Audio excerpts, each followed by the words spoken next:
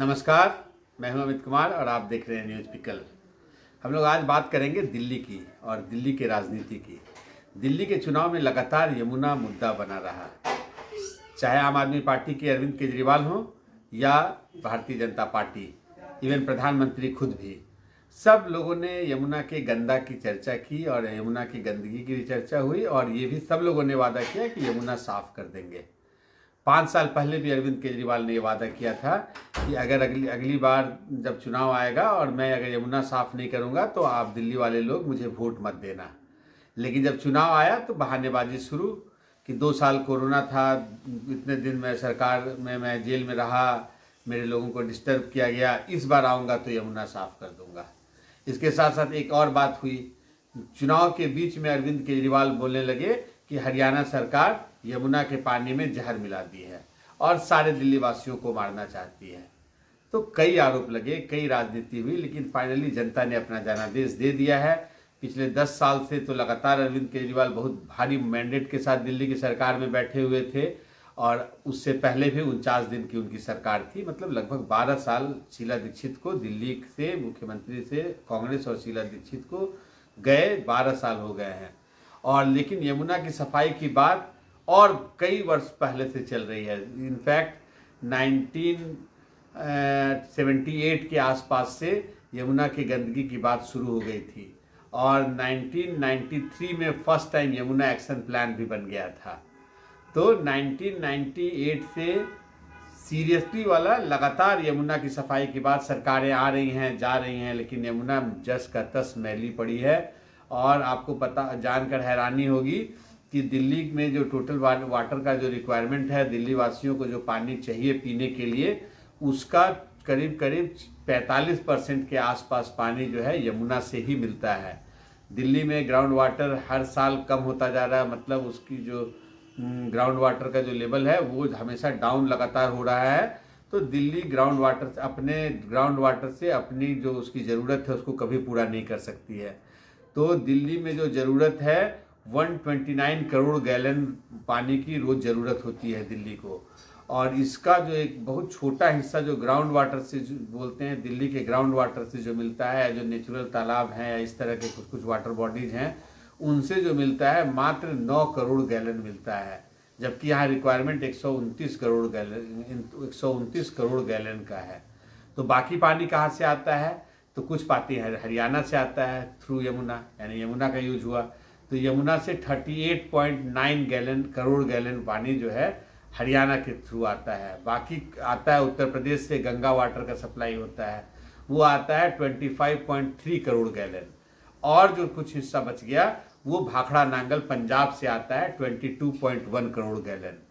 तो दिल्ली में जो पानी का जो ज़रूरत है, अगर दिल्ली अपने आप पे डिपेंडेंट हो तो अपने ग्राउंड वाटर से अपने लोगों को वो एक दिन भी उसके पानी का पूर्ति नहीं कर पाएगा और ग्राउंड वाटर का लेवल दिल्ली में बहुत डाउन है। तो इतना इम्पॉर्टेंट है यमुना रिवर, उसके बाद भी आज तक कोई सरकार इसमें सीरियसनेस नहीं दिखलाई और केवल चुनावी वादा सब लोगों ने लगातार किया कि वो यमुना को साफ करेंगे। लेकिन आज के दिन तक यमुना का पानी इतना मैला है कि अगर आप आसपास से गुजरोगे तो वहाँ से दुर्गंध आता है। उसको प्रोसेस करके दिल्ली के लोगों को पिलाने की बात करती है सरकार।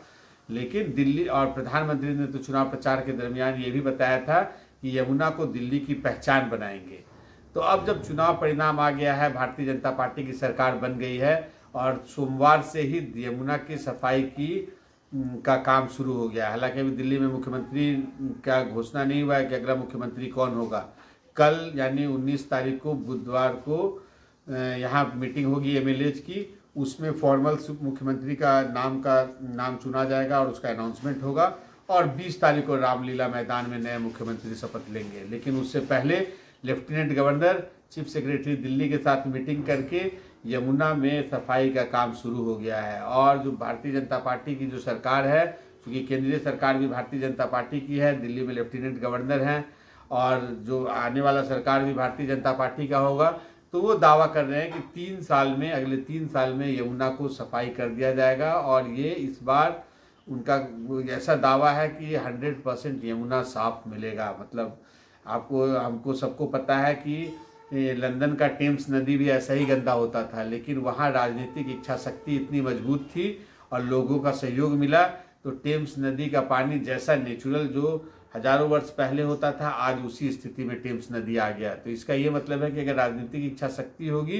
तो किसी भी नदी को साफ किया जा सकता है। लेकिन भारत में केवल प्रचार के दरमियान सारे ये मुद्दे को उठाया जाता है, बड़ी बड़ी बातें यहाँ के राजनेता करते हैं, हर पार्टियां दावा करती हैं, लेकिन आपको हैरानी होगी कि यमुना एक्शन प्लान 1998 से शुरू हुआ, 1993 से शुरू हुआ, इनफैक्ट 1993 से शुरू हुआ और कई चरण यमुना एक्शन प्लान का आया, करोड़ों करोड़ रुपया इसमें खर्च हो गए, लेकिन यमुना की हालत जस की तस बनी हुई है।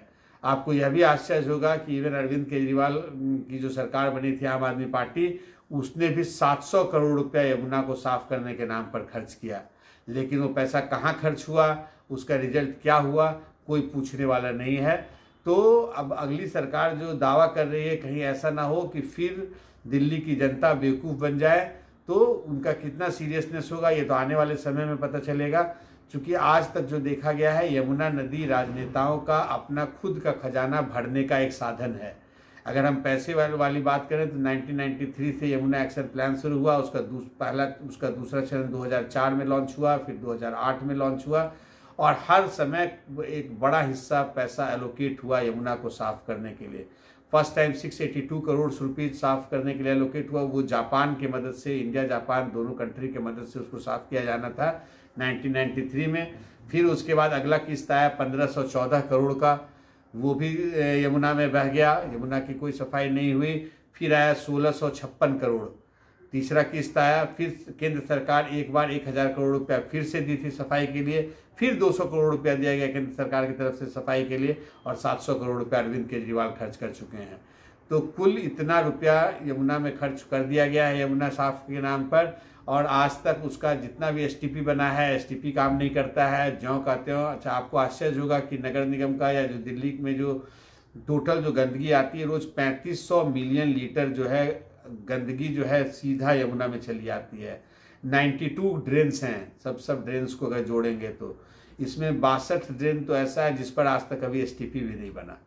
तो अब जो बात हो रही है, करीब करीब इन लोगों का मानना है कि 6 बड़ा एसटीपी बनेगा और जो नजफगढ़ ड्रेन है उस पर एसटीपी लगेगा, और जितने विभाग हैं खास करके नगर निगम, जल बोर्ड और डीडीए और डीपीसीसी पर्यावरण विभाग, जिसको जो पोल्यूशन कंट्रोल बोर्ड है, तो सब डिपार्टमेंट को एक छत्र आपस में कोऑर्डिनेट करके यमुना को सफाई करने की जिम्मेवारी दी गई है। इससे पहले भी एनजीटी ने एक प्रयास किया था एलजी को हेड बनाकर कि किसी भी हालत में यमुना की सफाई हो, लेकिन अरविंद केजरीवाल कोर्ट चले गए थे और उन्होंने उस ऑर्डर को चैलेंज किया था, एनजीटी के ऑर्डर को। हालांकि सुप्रीम कोर्ट ने उस ऑर्डर को, पूरा ऑर्डर को कैंसिल करने से मना कर दिया था, केवल एक एलजी उसका हेड होगा। उस बात पर आंशिक सहमति थी सुप्रीम कोर्ट की कि जहां तक एलजी को अगर हेड बनाया गया है, चेयरमैन बनाया गया, उस बात को किनारे किया जा सकता है जब तक दिल्ली में चुनी हुई सरकार है। लेकिन पूरे ऑर्डर को खत्म नहीं किया गया था, क्योंकि यमुना सफाई के मामला बहुत सेंसिटिव है और हर लोगों से जुड़ा हुआ है। तो उम्मीद करते हैं कि नया सरकार जिस हिसाब से अब सरकार बनने से पहले ही समय बर्बाद नहीं करते हुए जो ये कोशिश हो रही है कि यमुना की सफाई होगी, और ये प्रयास जो दिख रहा है सामने, और चूंकि नरेंद्र मोदी भी सामने आकर वादा कर चुके हैं कि वो यमुना को सफाई करवाएंगे और दिल्ली की पहचान यमुना नदी होगी। ऐसे भी हम लोग जानते हैं कि भारत में जो नदियां हैं उनको माँ का दर्जा प्राप्त है, लेकिन सबसे अपमानित जो है भारत में नदियों को ही। अभी मैं महाकुंभ भी गया स्नान करने के लिए, ठीक है, करोड़ों लोग स्नान कर रहे हैं, बहुत अच्छी व्यवस्था की गई, लेकिन कहीं ना कहीं पानी का जो क्वालिटी है वो सेटिस्फैक्टरी नहीं है। अगर लोग गंगा जल भी वहाँ से लेकर आ रहे हैं कि अपने जो लोग महाकुंभ में नहीं जा सके वो उस जल से स्नान करेंगे, लेकिन उसमें एक अजीब तरह की बदबू है जो कि फर्स्ट हैंड मैंने भी महसूस किया है। तो नमामि गंगे प्रोजेक्ट भी, हालांकि केंद्र सरकार ने वादा किया था, अभी तक तो गंगा का भी पूरा सफाई नहीं हुआ है, लेकिन यमुना ज़रूरत से ज़्यादा गंदी है। और यमुना की सफाई की चूँकि बात हो रही है, हम लोग इस वीडियो में यमुना की सफाई पर ही कंसंट्रेट कर रहे हैं,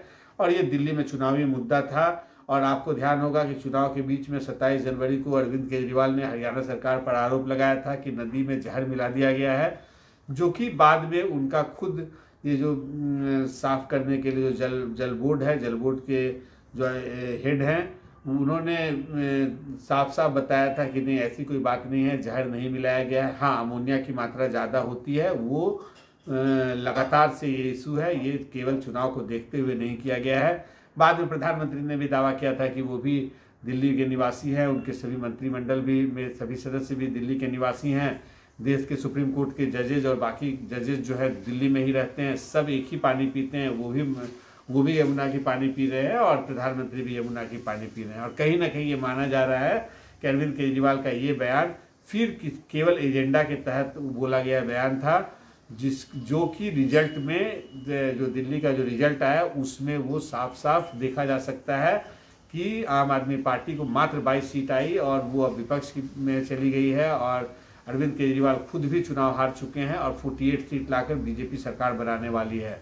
तो हालांकि मुख्यमंत्री का शपथ ग्रहण अभी 2 दिन होना बाकी है, और चूंकि यमुना की सफाई हो गई है, शुरू हो गई है, और हर लोगों का एक दिलचस्पी है कि यमुना साफ हो। खास करके दिल्ली में 35-40% पूर्वांचल के लोग रहते हैं और उनकी आस्था छठ महापर्व मनाने की है। वो नदी के किनारे ही मनाते हैं, यमुना नदी के किनारे, और उस आसपास नदी में जो झाग देखा जा सकता है और बाकी जो गंदगी है उस पर बार बार अखबारों में और टीवी पर चर्चा होती है, और लेकिन दूसरा ऑप्शन नहीं है, तो लोग एक नाले जैसा स्ट्रेच में नदी के नाम पर यमुना नाला ही आज के दिन में बना हुआ है, उस पर वो अपना छठ पूजा करके कॉम्प्रोमाइज़ करते हैं। तो ये कभी भी देश की राजधानी, भारत जैसे देश की राजधानी जो एक डेवलप्ड कंट्री बनने की दिशा में अग्रसर हो रही है, उसका अगर नदी का ये हाल होगा तब तो ये एक्सेप्टेबल नहीं है किसी भी समाज में। और ख़ास करके जिस नदी पर आप अपने ज़रूरत के लिए, पीने के पानी के लिए डिपेंडेंट हो, वैसा नदी को तो साफ़ होना ही चाहिए। और हालांकि जब यमुना तो बहुत लंबी नदी है, इसकी जिम्मेवारी साफ़ करने की जिम्मेवारी जितनी दिल्ली की है उतनी ही केंद्र सरकार की भी है। और केंद्र सरकार की इसलिए कि केवल यमुना नदी एक राज्य में नहीं बहती है, कई राज्यों से होते हुए गुजरती है। लेकिन जो पॉल्यूशन का अगर आप उसको डिवाइड करेंगे तो टोटल 72% उस पॉल्यूशन के लिए दिल्ली जिम्मेवार है। हालांकि दिल्ली का स्ट्रेच बहुत छोटा है, टोटल हरियाणा से यूपी बॉर्डर की बात करेंगे तब 57 किलोमीटर के आसपास का स्ट्रेच है, लेकिन तुगलकाबाद बैराज से लेकर ओखला बैराज तक की बात करेंगे तो 22 किलोमीटर का स्ट्रेच है। उसी स्ट्रेच को साफ करने की बात चल रही है। और जो दिल्ली का जो ज़रूरत का पानी है, पीने का पानी है, करीब करीब जैसे मैंने बताया कि 44% के आसपास पानी हम लोग यमुना पर डिपेंडेंट हैं पीने के लिए। तो वो हिस्सा 3 साल का दावा है, लेकिन मोदी जी का एक स्टेटमेंट और था कि जब तक साफ़ नहीं होगी किसी हद तक हम लेकिन जाएंगे और इसको साफ़ करेंगे, और यमुना और दिल्ली दोनों को एक दूसरे का नाम लेने में गर्व होगा, ऐसा उनका मानना था। तो उम्मीद करता हूं कि जो नई सरकार आ रही है इसको प्रायोरिटी पे लेगी। हालांकि जिसको हम लोग बोलते हैं रबड़ी की राजनीति भी एक कारण है। जो लोग आज के दिन में वोट देने से पहले देखते हैं कि कौन उनको डायरेक्ट बेनिफिट दे रहा है, लेकिन लॉन्ग रन में और हर आदमी का जो लाभ बोलते हैं, तो नदी का साफ होना बहुत ज़रूरी है। हमारे पुरखों ने जो नदी को माँ का दर्जा दिया है, शायद इसके पीछे भी ये एक बहुत बड़ा वैज्ञानिक कारण होगा कि इसी बहाने हर नदियाँ साफ होंगी, स्वच्छ होंगी, पीने योग्य वहाँ का पानी होगा। तो ये बहुत ज़रूरी है, इवन हम जो ह्यूमन रेस है उसको आगे बढ़े रहने के लिए। तो जब लंदन में टेम्स नदी साफ़ हो सकता है, तो भारत में और दिल्ली में यमुना नदी क्यों नहीं साफ़ हो सकती है। तो हम लोगों की लगातार नज़र बनी रहेगी। हालांकि जब दिल्ली में जो सरकार बनने वाली है, कौन दिल्ली का मुख्यमंत्री होगा, उस पर भी मेरी नज़र बनी रहेगी। आप न्यूज़ पिकल के इस अंक और न्यूज़ पिकल चैनल को सब्सक्राइब जरूर करें। लगातार आपको हर जानकारी और अंदर की बात लगातार मैं देता रहूँगा। अपना कमेंट्स ज़्यादा से ज़्यादा इस वीडियो के कमेंट्स बॉक्स में ज़रूर दें। उम्मीद करता हूँ आपको ये वीडियो अच्छा लगा होगा। वीडियो को ज़्यादा से ज़्यादा लाइक करें, चैनल को सब्सक्राइब करें। अगले वीडियो में फिर मिलते हैं, तब तक के लिए नमस्कार।